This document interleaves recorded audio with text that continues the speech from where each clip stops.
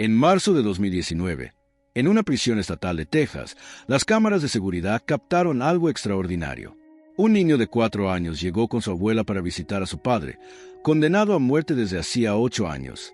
Nadie imaginaba que aquella conversación cambiaría la vida de todos los presentes. 6 meses antes, Marcus Williams había perdido toda esperanza. Sin más apelaciones y con la ejecución cerca, pensaba quitarse la vida. Entonces recibió una carta de su madre. Su hijo Michael, a quien apenas conocía, quería verlo. Durante semanas, el niño insistió en conocer a su papá hasta que su abuela tomó la decisión de llevarlo al corredor de la muerte. El día de la primera visita, Marcus estaba nervioso como nunca antes en su vida. Había enfrentado juicios, había vivido con la amenaza constante de la ejecución, pero nada lo había preparado para conocer a su hijo. Cuando vio a ese pequeño niño de cabello rizado y ojos grandes caminar hacia la sala de visitas de la mano de su abuela, sintió que su corazón se iba a detener. El pequeño Michael se sentó frente al grueso vidrio que lo separaba de su papá. Tomó el teléfono con sus manitas y comenzó a hablar. Pero no era una conversación típica entre padre e hijo. El niño empezó a describir con una claridad sorprendente cosas que según él estaba viendo alrededor de su padre. Hablaba de una luz brillante, de personas vestidas de blanco que estaban paradas junto a él, y de una sensación de paz que podía sentir incluso a través del vidrio. «Papá, hay una señora muy bonita parada atrás tuyo», le dijo Michael con una sonrisa inocente que partió el corazón de Marcus. «Tiene un vestido azul y dice que no tengas miedo. También hay un señor que brilla mucho y está sonriendo. Dice que te conoce desde que eras chiquito como yo». Su padre, Marcus, un hombre de 35 años que había perdido toda esperanza, escuchaba con lágrimas corriendo por sus mejillas mientras su hijo le decía que no tuviera miedo, que había alguien especial cuidándolo. El niño describía detalles que era imposible que conociera sobre la vida espiritual de su padre, sobre oraciones que Marcus había estado haciendo en silencio durante meses. «La señora dice que escuchó cuando le pediste perdón anoche», continuó Michael, su vocecita clara y sin vacilación. «Dice que ya te perdonó hace mucho tiempo, pero que ahora tenés que perdonarte vos también».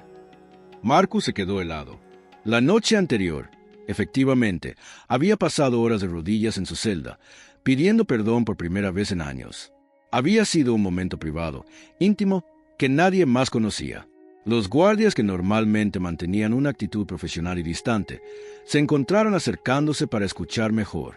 El guardia Johnson, un veterano de 20 años en el sistema, se acercó disimuladamente. Había visto a Marcus durante años y nunca había presenciado nada igual. Algunos de ellos, hombres curtidos por años en el sistema penitenciario, sintieron un nudo en la garganta al presenciar la pureza de aquel momento. La abuela del niño, Sarah, con las manos temblorosas, grabó parte de la conversación en su teléfono, sin saber que ese video se volvería viral semanas después, cuando decidió compartirlo en redes sociales. Durante los siguientes 20 minutos de visita, Michael continuó relatando lo que veía. Habló de un jardín hermoso donde su papá podría caminar algún día, de música que sonaba suavemente en el aire como canciones de cuna, y de una mujer muy bondadosa que le había dicho que le diera un mensaje a su papá, que el perdón era posible, incluso para él. «Papá», dijo Michael, presionando su manita contra el vidrio como si pudiera tocarlo, «la señora me dijo que cuando eras chiquito como yo, soñabas con ser bombero. Dice que tu corazón todavía quiere ayudar a la gente, y que eso es muy importante». Marcus se quebró completamente. Efectivamente, cuando tenía la edad de su hijo, soñaba con ser bombero. Era un recuerdo que había enterrado bajo años de culpa y autodesprecio. Nadie en su vida adulta conocía ese detalle, ni siquiera su madre había recordado contárselo a Michael. Pero Michael no había terminado. También dice que cuando tenías 8 años, tu perrito se llamaba Max y que lo querías mucho. Dice que Max está con ella ahora y que está muy feliz. Marcus no podía respirar.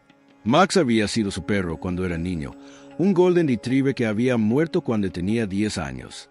Nunca había hablado de Max con nadie en décadas. «¿Cómo sabes todo eso?», le preguntó Marcus con la voz quebrada. Michael se encogió de hombros con esa naturalidad de los niños pequeños. «La señora bonita me lo dice al oído. También me dijo otras cosas sobre vos, pero dice que esas son para después». Esa noche, Marcus no pudo dormir. Por primera vez en 8 años, no era el miedo a la muerte lo que lo mantenía despierto, sino algo completamente diferente: esperanza. Una esperanza frágil, pero real. Marcus había cometido un crimen terrible cuando era joven, bajo la influencia de las drogas que habían destruido su juicio y su alma.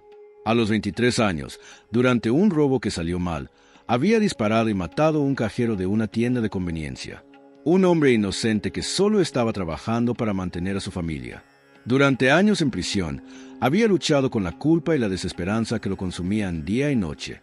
Había intentado encontrar paz a través de la lectura religiosa y la oración, pero siempre sentía que su pecado era demasiado grande para ser perdonado, que había cruzado una línea de la cual no se podía regresar. Sin embargo, las palabras de su hijo ese día tocaron algo profundo en su alma que había estado dormido por años. El niño le dijo que la señora bondadosa le había mostrado que todos podían cambiar, que el amor era más fuerte que cualquier error de pasado, sin importar qué tan terrible fuera. Michael insistía en que su papá tenía una luz muy brillante dentro del corazón, aunque él no pudiera verla todavía. La señora dice que tu luz está creciendo cada día, murmuró Michael, sus grandes ojos marrones fijos en su padre. Dice que cuando haces cosas buenas aquí adentro, como ayudar a otros señores que están tristes, tu luz se hace más fuerte, y que un día va a ser tan fuerte que todo el mundo la va a poder ver. La segunda visita ocurrió 2 semanas después, y esta vez algo había cambiado en la prisión. La noticia de la extraña conversación entre padre e hijo se había extendido entre los guardias y algunos reclusos. Cuando Michael llegó, varios guardias encontraron excusas para pasar cerca de la sala de visitas. Esta vez, Michael tenía más que contarle a su padre. «Papá, la señora me mostró algo muy bonito. Me mostró el cielo, y había un señor ahí que se parecía a vos, pero más joven. Tenía una sonrisa muy grande y decía que te conocía». Marcus frunció el ceño, confundido. «Un señor que se parecía a mí». «Sí», dijo Michael asintiendo enérgicamente. «Y había otro señor también, más grande, con barba. Los dos estaban muy contentos de verte cambiar. El señor joven me dijo su nombre, Roberto». Marcus sintió que el mundo se detenía. Roberto había sido su hermano menor, que había muerto en un accidente de auto cuando Marcus tenía 18 años. La muerte de Roberto había sido el inicio de la espiral destructiva que había llevado a Marcus a las drogas, eventualmente, al crimen que cambió su vida para siempre. «Roberto dice que no te culpes más por lo que pasó con él», continuó Michael con esa inocencia desarmante. «Dice que él está bien y que quiere que vos también estés bien. Y el señor de la barba, creo que dijo que era tu papá». Marcus no había conocido a su padre biológico, quien había muerto antes de que naciera. Su madre siempre le había dicho que era un buen hombre, pero Marcus nunca había sentido esa conexión. Si esta historia te está llegando al corazón, suscríbete al canal para seguir conociendo más testimonios como este que nos recuerdan el poder transformador del amor incondicional. Después de esa segunda visita, Marcus experimentó un cambio profundo que sorprendió a todos en la prisión. Comenzó a dedicar su tiempo a escribir cartas de disculpa a las familias de las víctimas, palabras que salían desde lo más profundo de su corazón arrepentido. Participó activamente en programas de rehabilitación dentro de la prisión y se convirtió en mentor de otros reclusos que luchaban con problemas similares de culpa y desesperanza. Su transformación fue tan notable que incluso los guardias más duros, aquellos que habían visto de todo en sus años de servicio, comentaban el cambio radical en su actitud. Marcus había pasado de ser un hombre amargado y lleno de ira a convertirse en alguien que irradiaba una paz extraña en un lugar donde la paz era un bien escaso. Pero la historia tomó un giro inesperado durante la tercera visita. Esta vez, Michael llegó con una expresión más seria de lo usual. Se sentó frente al vidrio y, después de los saludos habituales, su expresión cambió. «Papá», dijo Michael con una voz más madura de lo que cabría esperar en un niño de 4 años, «la señora me dijo algo muy importante. Dice que hay un señor aquí que está muy triste y que necesita ayuda». Marcus se inclinó hacia adelante. «¿Qué señor, hijo?» «Está en una celda cerca de la tuya. Tiene el cabello gris y siempre está llorando por las noches. La señora dice que planea lastimarse porque no puede soportar más el dolor». Marcus sabía inmediatamente de quién hablaba Michael. Tom Richardson, un hombre de 52 años que había llegado al corredor de la muerte 6 meses atrás. Marcus había escuchado sus sollozos por las noches, pero como la mayoría en ese lugar, había aprendido a ignorar el sufrimiento ajeno como mecanismo de supervivencia. «La señora dice que si vos le hablas, si le contás lo que aprendiste sobre el perdón, él va a escuchar. Dice que vos podés salvarlo». Esa noche, Marcus hizo algo que nunca había hecho en 8 años de prisión. Golpeó suavemente la pared que separaba su celda de la de Tom. Tom, susurró, ¿estás despierto? La respuesta llegó después de un largo silencio. ¿Qué querés, Williams? Quiero contarte algo. Algo sobre mi hijo. Durante las siguientes 3 horas, Marcus le contó a Tom toda la historia de las visitas de Michael. Al principio, Tom se burló, pero gradualmente, su tono cambió. Al final de la noche, Tom estaba llorando, pero esta vez no eran lágrimas de desesperación. El video de la visita se compartió miles de veces en redes sociales, tocando corazones alrededor del mundo. Muchas personas comenzaron a escribir cartas a Marcus, ofreciéndole apoyo, oraciones y palabras de aliento. Familias que habían perdido seres queridos por crímenes similares encontraron en su historia un ejemplo de que la redención era posible, aunque el camino fuera doloroso y complejo. Pero lo más sorprendente llegó cuando la familia de la víctima de Marcus, la familia del cajero que había muerto, decidió escribirle una carta. La esposa del hombre, Elena García, le escribió: Señor Williams, vi el video de su hijo en las noticias. Durante 12 años he cargado con odio hacia usted, pero cuando vi a ese niño pequeño hablándole con tanto amor, algo cambió en mi corazón. No significa que olvide lo que pasó, pero quiero que sepa que ya no lo odio. Mi esposo era un hombre de fe, y creo que él habría querido que encontrara paz. Cuando Marcus leyó esa carta, se derrumbó completamente. Durante años había imaginado el odio de esa familia, y merecidamente. Pero recibir esas palabras de perdón fue más poderoso que cualquier medicina. Michael continuó visitando a su padre religiosamente cada 2 semanas. En cada visita, el niño compartía más de lo que percibía en ese lugar que para muchos era solo concreto y acero. Hablaba de ángeles que caminaban por los pasillos de la prisión, consolando a quienes más lo necesitaban. Describía momentos donde veía a otros reclusos rodeados de luz cuando hacían cosas buenas, como consolar a un compañero que había recibido malas noticias o ayudar a alguien que estaba pasando por un momento especialmente difícil. Papá, le dijo una vez, el señor de la celda de al lado tiene una luz muy bonita cuando le lee cartas a su hijita en su mente. Los ángeles están ahí con él también. Durante una de las visitas más memorables, Michael llegó con una historia diferente. Papá, anoche tuve un sueño muy bonito. Soñé que estábamos en un lugar muy grande, como un parque, pero más bonito. Vos estabas ahí, pero no tenías las ropas naranjas. Tenías ropa normal y estabas sonriendo mucho. ¿Y qué más había en el sueño?, preguntó Marcus. Había muchas personas. La señora bonita estaba ahí, y Roberto también. Pero había alguien más, un señor que no conocía. Era bajito y tenía una barba negra. Dijo que se llamaba Eduardo y que quería hablar conmigo. Marcus sintió un escalofrío. Eduardo García había sido el nombre del cajero que había matado 12 años atrás. ¿Qué te dijo Eduardo? Michael miró a su padre con esos ojos grandes e inocentes. Me dijo que no estaba enojado. Dice que sabía que vos no querías lastimarlo de verdad, que estabas muy confundido y triste ese día, y me pidió que te dijera algo muy importante. Marcus esperó, conteniendo la respiración. Dice que él ya te perdonó hace mucho tiempo, desde el cielo, y que quiere que vos ayudes a su familia a sanar también.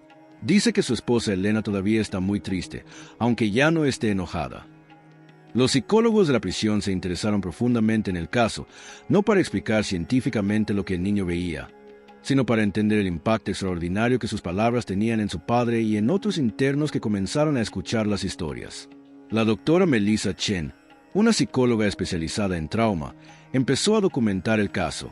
En mis 20 años de experiencia, escribió en su informe, nunca había visto una transformación tan profunda y genuina. No solo en Marcus, sino en toda la sección del corredor de la muerte. Las visitas de este niño han iniciado una cadena de cambios positivos que se extienden más allá de lo que hemos visto en décadas de trabajo. Otros padres reclusos comenzaron a pedir que sus hijos los visitaran más seguido, inspirados por la relación especial entre Marcus y Michael. Se creó un programa especial de visitas familiares que se enfocaba en sanar las relaciones rotas entre padres e hijos, usando la historia de Marcus como ejemplo viviente de que nunca es demasiado tarde para reconstruir vínculos de amor verdadero. Tom Richardson, el hombre que Michael había identificado como alguien en peligro, se convirtió en el segundo gran testimonio de poder transformador de estas visitas. Después de sus conversaciones nocturnas con Marcus, Tom también empezó a cambiar. Comenzó a participar en programas educativos y se convirtió en un defensor de la salud mental en la prisión. Michael salvó mi vida, le dijo Tom a Marcus una noche. No sé cómo ese niño sabía lo que estaba planeando, pero me salvó. La historia llegó a oídos de organizaciones religiosas y grupos de derechos humanos que trabajaban con personas en el corredor de la muerte. Muchos comenzaron a reflexionar sobre temas profundos relacionados con la justicia, el perdón y la posibilidad de redención incluso en las circunstancias más extremas y aparentemente desesperanzadoras. El caso también atrajo la atención de los medios nacionales. Una reportera de investigación, Linda Morrison, decidió hacer un documental sobre la historia. Cuando entrevistó a los guardias, se sorprendió por sus testimonios. Trabajo aquí desde hace 18 años, dijo el guardia Johnson. He visto de todo, pero lo que está pasando en esta sección desde que ese niño empezó a venir es algo que no puedo explicar. La violencia ha disminuido, los presos se ayudan entre ellos más y hay una atmósfera diferente, más pacífica. Durante una de las visitas más emotivas, Michael le contó a su padre sobre otro sueño. Papá, anoche soñé que había muchas personas esperándote. Eran familias de otros señores que están aquí contigo.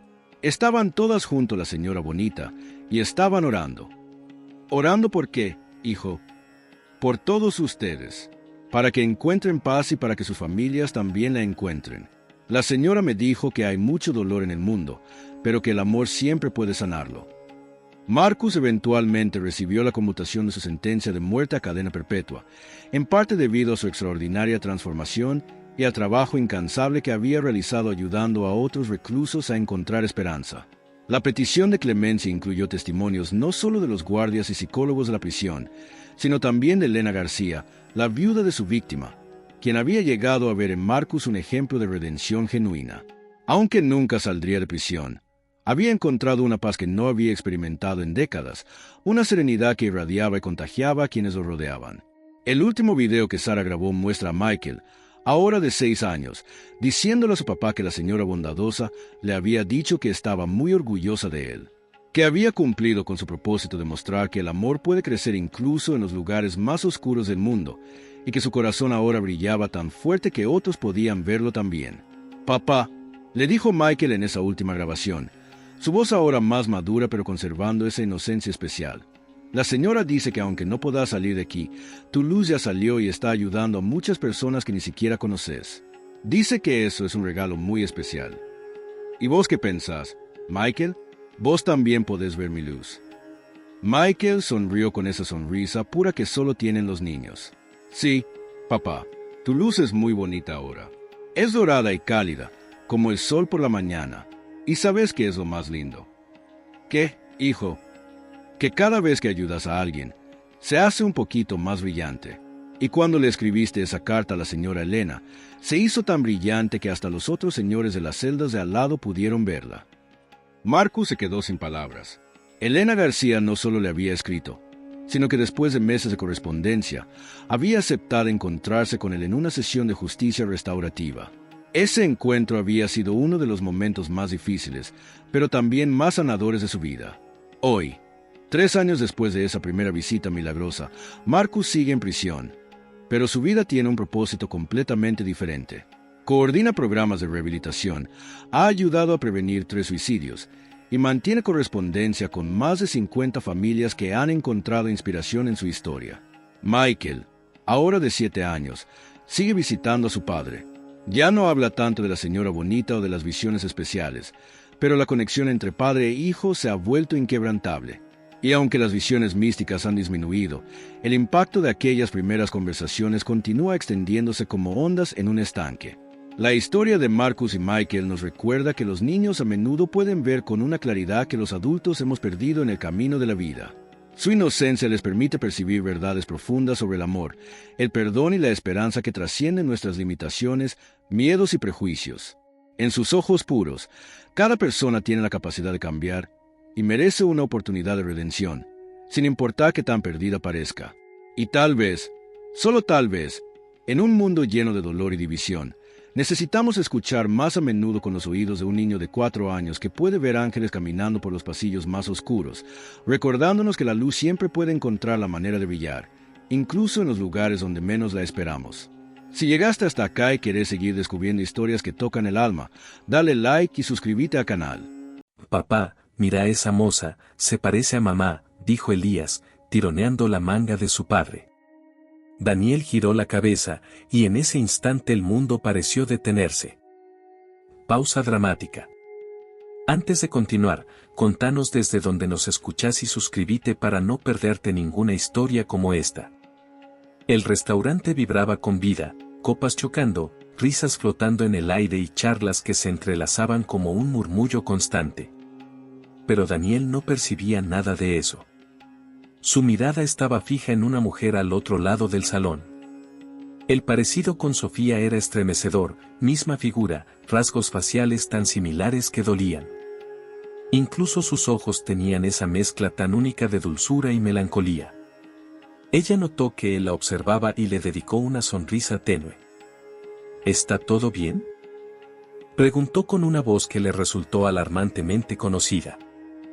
Papá, vamos, te digo que se parece a mamá, insistió Elías, con los ojos brillando de emoción. Daniel no podía articular palabra. Los recuerdos lo golpearon como una ola, el día que perdió a Sofía, la tumba, el silencio, el vacío. Y ahora esta mujer, idéntica a ella, como sacada de un sueño o una mala jugada del destino. Daniel se recompuso lo justo para hablar. ¿Cómo te llamas? Ella parpadeó, algo confundida. Valeria. ¿Hay algo en lo que pueda ayudarte? Daniel repitió el nombre en su mente. Valeria. Pero el parecido con Sofía lo dejaba sin aire. Papá, ¿podemos hablar con ella?, dijo Elías, rebosante de intriga. Él asintió. La mujer, notando sus expresiones, frunció ligeramente el ceño. ¿Estás seguro de que todo está bien? Daniel se disculpó con delicadeza. Perdóname, es que te pareces muchísimo a alguien muy importante para mí. Es, casi irreal. Valeria inclinó levemente la cabeza, como si buscara algo enterrado en su memoria. El corazón de Daniel latía con fuerza. Esto no podía ser una simple casualidad. En un rato tengo un descanso, ofreció ella. Si quieren, podemos charlar entonces. Sí, por favor, respondió Daniel. Fueron juntos a un pequeño patio, apartado del bullicio. El viento movía las hojas suavemente, y los ruidos lejanos de la ciudad acompañaban el silencio. Valeria, aún más intrigada, preguntó. Entonces, ¿a quién te recuerdo? Daniel tomó aire. A mi esposa. Sofía. Falleció hace 2 años, y cuando te vi, fue como verla viva otra vez. La expresión de Valeria se transformó por un segundo, como si ese nombre tocara algo en su interior, pero enseguida volvió a su compostura. Lamento mucho escucharlo, susurró. Debe haber sido muy duro. Daniel asintió, sin poder dejar de mirarla. El parecido era inquietante. ¿Y si eran hermanas?, murmuró Elías. Los ojos de Valeria se agrandaron. ¿Hermanas? No, yo crecí en un hogar de adopción. Nunca tuve familia. Daniel sintió un escalofrío. ¿Dónde naciste? No lo sé con certeza, respondió ella. Lo único que tengo es una fecha de nacimiento y mi nombre. Nunca conocí a mis padres. El corazón de Daniel se detuvo por un segundo. Sofía también había sido huérfana. Había pasado años intentando hallar rastros de su origen, pero nunca encontró nada. Cuando Valeria mencionó la fecha de su cumpleaños, Daniel sintió que el suelo le temblaba. Era el mismo día que el de Sofía. Su rostro cambió de inmediato, algo que no pasó desapercibido para Valeria. ¿Te sentís bien?, preguntó ella con inquietud. Daniel asintió despacio, aunque por dentro sentía que todo se le venía encima. 2 mujeres tan parecidas. Nacidas el mismo día. Ambas crecieron en orfanatos, y sin embargo, jamás se encontraron. Le vino a la mente una frase que Sofía repetía a menudo: siento que me falta alguien, como si hubiera una parte de mí perdida en el mundo.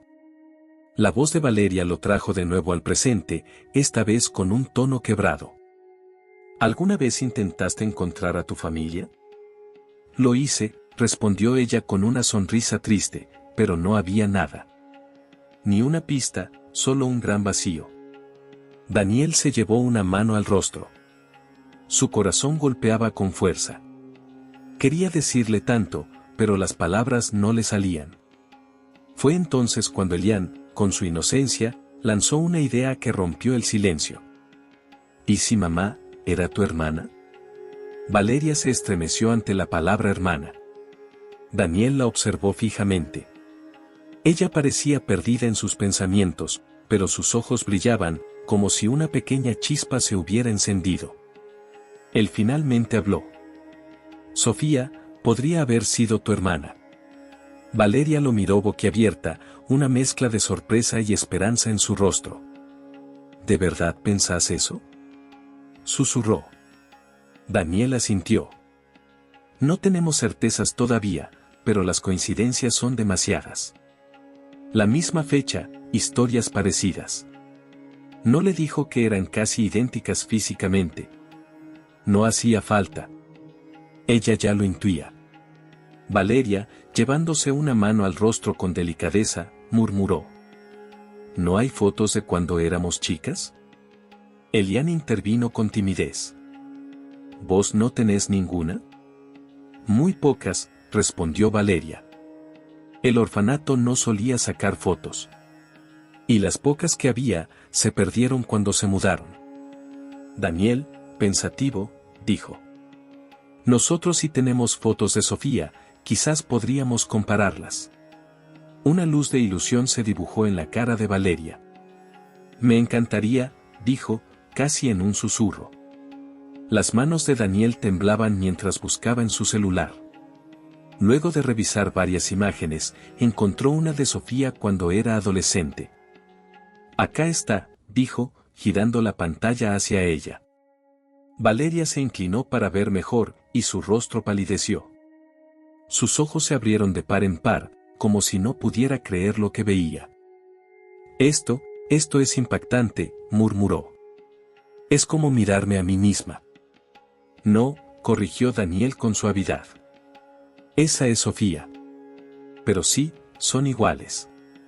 Elian, con una sonrisa en los labios, concluyó. Entonces, mamá y Valeria, ¿sí eran hermanas? Valeria deslizó suavemente los dedos por la fotografía. Una tormenta de emociones se desataba en su interior. Si esto es real, ¿por qué nunca nos encontraron? ¿Por qué nadie nos dijo nada? Preguntó con la voz quebrada. Daniel apoyó una mano sobre su hombro, en un gesto de apoyo. Necesitamos estar seguros. Una prueba de ADN va a darnos la respuesta definitiva. Valeria lo miró, con una mezcla de temor y esperanza reflejada en sus ojos. ¿Crees que es necesario? Sí, respondió él con calma. Porque mereces saber la verdad. Tras unos segundos de silencio, ella asintió con lentitud. Está bien. Lo voy a hacer. Elian, con una sonrisa radiante, aplaudió con entusiasmo. ¡Qué bueno! Entonces voy a tener otra tía. Valeria le devolvió la sonrisa, aunque la incertidumbre seguía pesando en su mirada. ¿Y si todo esto es un error? Daniel respondió con firmeza y dulzura. No importa lo que revele la prueba. No estás sola. Estamos con vos. Acordaron encontrarse al día siguiente para hacer el examen. Esa noche, Valeria no pegó un ojo. Pensaba, una y otra vez, en la posibilidad de haber vivido toda su vida sin saber que le faltaba una parte esencial de sí misma. Por la mañana, Daniel y Elian llegaron puntuales. Él llevaba un sobre blanco con los formularios del laboratorio. ¿Lista?, preguntó en voz baja. Ella asintió, aunque por dentro se sentía al borde del colapso. El laboratorio estaba en silencio, con ese típico aroma clínico que se impregnaba en el aire. Su corazón latía tan fuerte que pensaba que todos podían escucharlo. Pero Daniel, sereno a su lado, le transmitía calma. La prueba fue rápida, casi sin molestias. Ahora solo restaba esperar. Para despejar la tensión, Daniel propuso ir a tomar algo. Se dirigieron a una cafetería acogedora, donde Elian no dejaba de hablar y moverse mientras leía el menú con emoción. Valeria lo observó con ternura, y una pequeña sonrisa se dibujó en su rostro. El día anterior había estado completamente sola. Y ahora, tal vez tenía un sobrino. Miró a Daniel, que parecía perdido en sus pensamientos. Fuese cual fuese el resultado, ya nada sería igual. Los días siguientes se sintieron eternos. Valeria revisaba su celular una y otra vez, aunque sabía que aún era pronto. Daniel hacía lo mismo, pero intentaba disimularlo para no inquietar a Elian. Hasta que, una tarde, mientras ella terminaba de trabajar, su teléfono vibró. Era un mensaje de Daniel. Ya están los resultados. Su pecho se paralizó por un instante, y luego el corazón comenzó a latirle con fuerza. Sin pensarlo, lo llamó. ¿Puedo pasarte a buscar?, ofreció él, con la voz contenida. Estoy en el restaurante, contestó ella. 15 minutos después, Daniel detuvo su auto frente al lugar. Valeria subió, sentándose a su lado. Sus ojos se dirigieron inmediatamente al sobre blanco que él sostenía. Apretó las manos. Daniel la miró con seriedad y luego le tendió el sobre. ¿Querés abrirlo vos o preferís que te lo diga? Ella tragó saliva, sin apartar la mirada de sus ojos. Decímelo vos, susurró. La voz de Daniel fue suave, pero firme. ¿Es tu hermana? Valeria se cubrió la boca con una mano. El aire pareció escaparse de sus pulmones. Una avalancha de sentimientos la arrolló. No había estado sola. Nunca. Todo ese tiempo había tenido una hermana. Una hermana que jamás pudo abrazar, ni conocer, ni escuchar. Las lágrimas comenzaron a correr por su rostro. Daniel le sostuvo la mano, con fuerza y calidez. Ella alzó la vista, encontrándose con su mirada. Y en ese instante lo comprendió. No solo había encontrado a Sofía. Había encontrado una familia. Con las manos temblorosas, volvió a mirar el sobre y murmuró en voz baja. Renacer. Aquel término le resultaba tan cercano como desconocido a la vez. Jamás lo había pronunciado en voz alta. En la parte trasera, Elian observaba en silencio con una expresión seria, consciente de la importancia del instante. Finalmente, Valeria rompió la quietud y abrió el sobre. Sus ojos recorrieron rápidamente las palabras que confirmaban lo que en el fondo ya intuía. Guardó el documento en su bolso y alzó la mirada. No lo sabía, admitió, con la voz quebrada. Jamás supe que algo así existía. Y ahora es demasiado tarde. Daniel la observó con firmeza. Sofía siempre pensó que había alguien más allá. Estuvo buscando, incluso sin saber a quién. Ella te buscó, aunque jamás logró encontrarte, dijo Valeria, con lágrimas en los ojos. Pero tú nos encontraste a nosotros, respondió Daniel con suavidad. Ya no estás sola. Elian, con ternura, extendió su pequeña mano y la apoyó sobre la de ella. Ahora estás con nosotros, tía Valeria. Entre lágrimas, Valeria sonrió.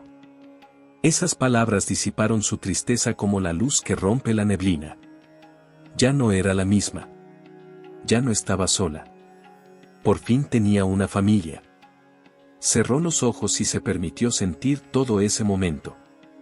Era como si su vida se dividiera claramente en dos partes, antes y después. Y ese después era el comienzo de algo nuevo. Elian, entusiasmado, preguntó. ¿Entonces la tía Valeria se queda con nosotros para siempre?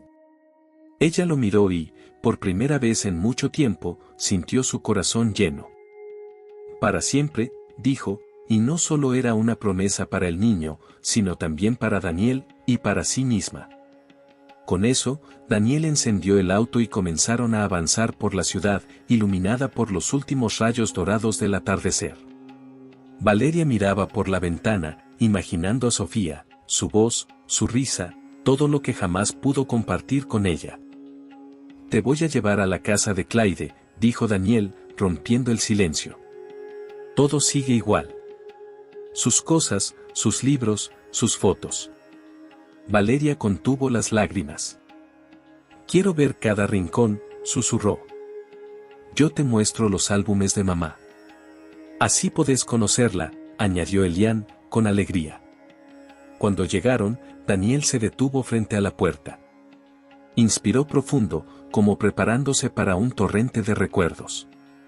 Al entrar, Valeria lo sintió de inmediato, un aroma suave, casi imperceptible, que aún flotaba en el aire. Ese perfume era ella. Era Sofía. Daniel la condujo hacia la sala, tomó un álbum y se lo entregó. Valeria lo abrió con manos temblorosas, y ahí estaba, Sofía de niña, sonriente, en su boda, resplandeciente, con Elian recién nacido en brazos. Cada imagen era una parte de una vida que ahora también era suya. «No perdiste a tu hermana», murmuró Daniel mientras la veía acariciar las fotografías. «La reencontraste aquí, en nosotros, en estas memorias, en esta casa». Elian se acurrucó contra ella. «Mamá siempre quiso encontrarte. Si lo hubiera sabido, nunca te habría dejado sola». Valeria lo abrazó con fuerza, sus lágrimas cayendo sobre su cabello. Luego miró a Daniel. «Gracias por encontrarme. Y por aceptarme». Él le apretó la mano con calidez. «Ahora somos familia. Y lo seremos para siempre». Aquella noche, Valeria decidió quedarse. Compartieron anécdotas, carcajadas y llanto. Cada palabra tejía un lazo más fuerte. Por fin, sentía que pertenecía. Ya hacia el final, Daniel la miró con serenidad. «No hace falta que te vayas, Valeria. Este es tu hogar». Elian, medio dormido, se aferraba a ella. «Quédate, por favor».